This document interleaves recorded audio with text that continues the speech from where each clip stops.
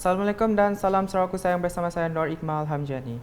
Berita malam dimulakan dengan paparan dari Limbang. Masyarakat di Limbang digesa terus memberikan sokongan kepada kepimpinan Gabungan Parti Sarawak GPS pada pilihan raya umum PRU ke-15 akan datang. Menurut Timbalan Menteri Pembangunan Luar Bandar Malaysia, Datuk Hasbi Habibullah, rakyat juga diingatkan agar tidak melupakan semua kebaikan kerajaan selama ini hingga menolak GPS hanya disebabkan perkara-perkara remeh yang belum sempat dilaksanakan. Katanya perpaduan sangat penting dalam sesebuah organisasi atau parti, termasuk dalam Parti Persaka Bumi Putera Bersatu PBB atau GPS. Beliau berkata demikian semasa berucap dalam program Pemimpin Bersama Rakyat penyerahan cek outright grant Ahli Parlimen Limbang di Dewan Kampung Bunga Raya Limbang baru-baru ini. Sebanyak RM316,000 geran cek diserahkan kepada 39 penerima melibatkan Jawatankuasa Masjid dan Surau, Jawatankuasa Kemajuan dan Keselamatan Kampung JKKK, Kampung Persatuan Ibu Bapa dan Guru PIBG, Kelab-Kelab Sukan Persatuan dan Kelas Bina Ihsan. Datuk Hasbi yang juga Ahli Parlimen Limbang turut menegaskan organisasi atau parti ibarat sebuah kapal yang mempunyai pekerja dan komponen untuk menggerakkannya. Masih dengan perkembangan di Limbang, Majlis Makan Tahun Perdana Anjuran Persatuan Kedaian Limbang kembali dianjurkan pada tahun ini setelah 2 tahun tidak dapat diadakan ekoran pandemik COVID-19. Timbalan Menteri Pemodenan Pertanian dan Pembangunan Wilayah Sarawak, Datuk Dr. Abdul Rahman Ismail berkata, kali majlis ini diadakan pada tahun 2019. Katanya bermula 1 Ogos lepas, pintu sempadan negara Brunei telah dibuka dan ini secara tidak langsung telah menggalakkan lebih ramai pengunjung dan Brunei datang menghadiri Makan Tahun Perdana pada kali ini. Berucap merasmikan Malam Kebudayaan Makan Tahun Perdana 2022 di Kampung Sayong pada Sabtu, beliau berkata majlis kali ini diadakan selama 3 hari 2 malam dengan pelbagai aktiviti sampingan menarik diadakan. Tambahnya, program ini turut dimasukkan dalam kalender pelancongan Sarawak dan mendapat sokongan kewangan daripada Kementerian Pelancongan Industri Kreatif dan Seni Persembahan Sarawak. Sementara itu, Datuk Dr. Abdul Rahman yang juga Ahli Dewan Undangan Negeri Bukit Kota menambah, Persatuan Kedaian Limbang kini dalam perancangan membina sebuah bangunan sendiri di atas tanah seluas 1.64 ekar tidak jauh dari Masjid Bahagian Limbang dengan kos RM5.9 juta yang juga telah diluluskan Premier Sarawak. Pada majlis sama, beliau telah mengumumkan peruntukan sebanyak RM25,000 untuk Makan Tahun Perdana Persatuan Kedaian Limbang. Perkembangan seterusnya di Daro. Selepas sunyi selama 2 tahun akibat penularan wabak COVID-19, acara ikonik Pesta Daro kembali menemui warga daerah itu pada tahun ini. Pada edisi kali ini, pelbagai aktiviti mencakupi hiburan, sukan, keusahawanan, keagamaan dan pendidikan disediakan bagi memeriahkan sambutan Pesta Daro 2022 yang berlangsung dari 5 hingga 14 Ogos di tapak Pesta Daro. Simbolik perasmian pembukaan pesta itu disempurnakan oleh Ahli Dewan Undangan Negeri Adun Daro, Safi'i Ahmad dan turut dihadiri Ahli Parlimen Igan Ahmad Joni Zawawi pada Jumaat. Terdapat 140 gerai telah beroperasi yang terdiri daripada gerai komuniti, Daro Kitchen, gerai keusahawanan, usahawan kebajikan dan gerai pasar tani sepanjang pesta berlangsung.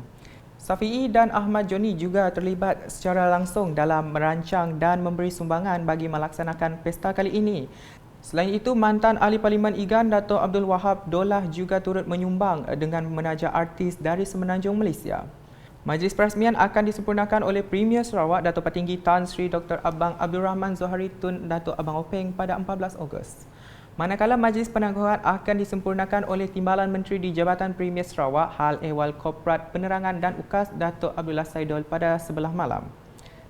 Sementara itu, pada pagi Sabtu, Safi'i dan Ahmad Johni meluangkan masa melepaskan peserta jelajah berbasikal Daro Dao sempena Pesta Daro 2022 di Medan Selera Daro. Jelajah anjuran Kelab Rando Daerah Daro itu melibatkan seramai 50 pekayuh di mana konvoi singgah di 5 persinggahan yang melibatkan Jawatankuasa Kemajuan dan Keselamatan Kampung JKKK, Masjid serta Surau. Program tamat di lokasi terakhir iaitu di tapak Pesta Daro dengan acara cabutan bertuah dan penyampaian sijil penyertaan kepada peserta. Laporan selanjutnya, Jelajah Aspirasi Keluarga Malaysia JAKM Negeri Sarawak yang melabuhkan tirai pada Ahad mendapat sambutan begitu menggalakkan dari orang ramai khususnya golongan belia. Tinjauan wartawan Unit Komunikasi Awam Sarawak mendapati golongan belia tidak melepaskan peluang keemasan mencari pekerjaan di Karnival Kerjaya Jamin Kerja Keluarga Malaysia melibatkan pelbagai agensi dan syarikat-syarikat besar tempatan yang menawarkan beberapa kekosongan kerja yang menarik minat para belia. Difahamkan ramai yang telah mendapat pekerjaan melalui inisiatif ini sejak berlangsungnya karnival ini pada 5 Ogos lepas, sekaligus memberi rezeki kepada rakyat terutamanya golongan belia.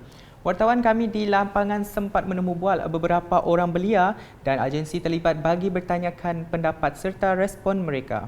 Sangat bagus, sangat menarik and ia dapat provide for the youngsters untuk merangka ataupun pola perjalanan naiknya based on senarai jawatan yang ditawarkan. Naiknya boleh nangka boleh merangka apa naiknya boleh pakai in the future, and then company boleh screen all the candidates macam semua dah nyampul qualification, and then what's the strength and weaknesses. I mean mostly strength lah, apa yang the candidates yang good at, and the best part is dahnya boleh macam willingness, dahnya tahu candidate datang, dahnya tahu sini dahnya mau kerja.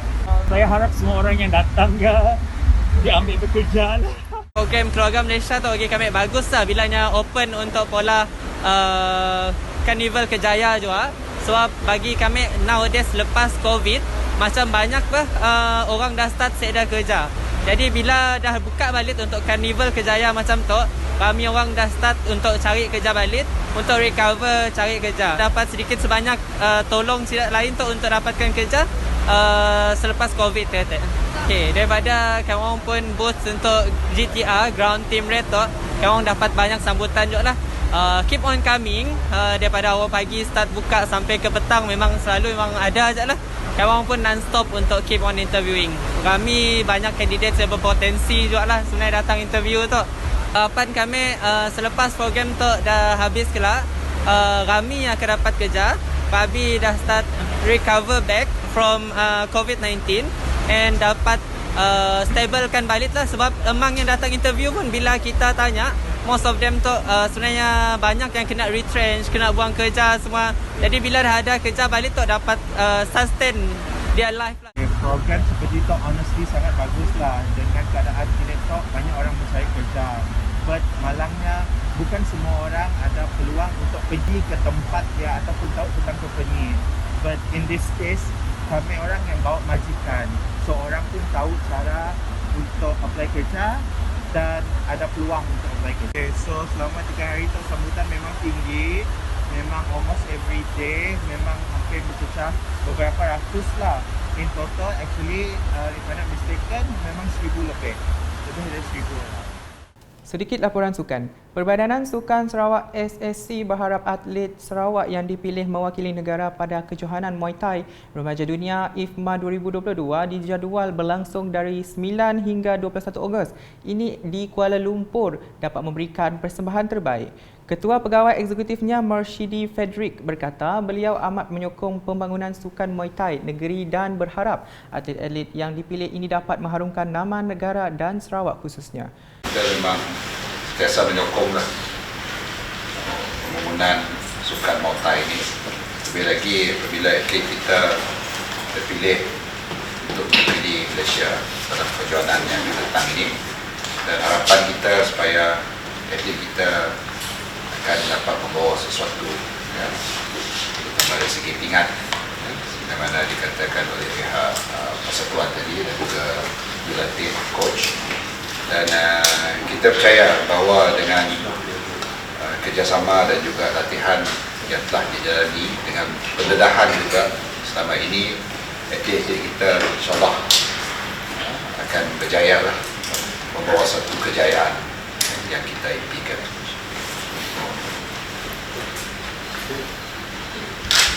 Beliau berkata demikian pada majlis penyerahan bendera atlet Sarawak yang akan ke kejohanan itu bertempat di Pusat Akuatik Pandalela Rinong Petrajaya pada Isnin.